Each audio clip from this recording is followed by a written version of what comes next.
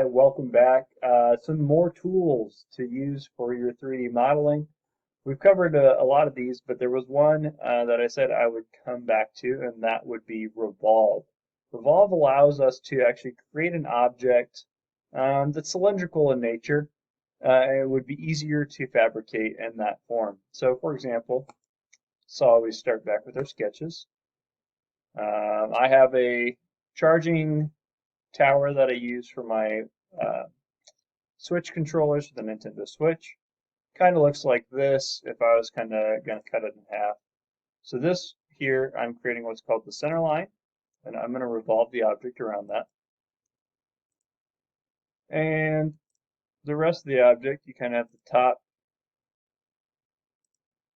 and then it goes down, and it has a base, and it connects. So there's my object. Now, it doesn't look like that. I still need to revolve it.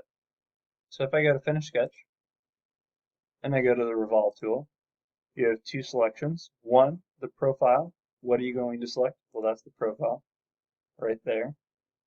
And then the axis. What am I going to revolve around? So that would be this right here. So I'm going to select that. Once again, there's my profile. And OK. So now I have my tower.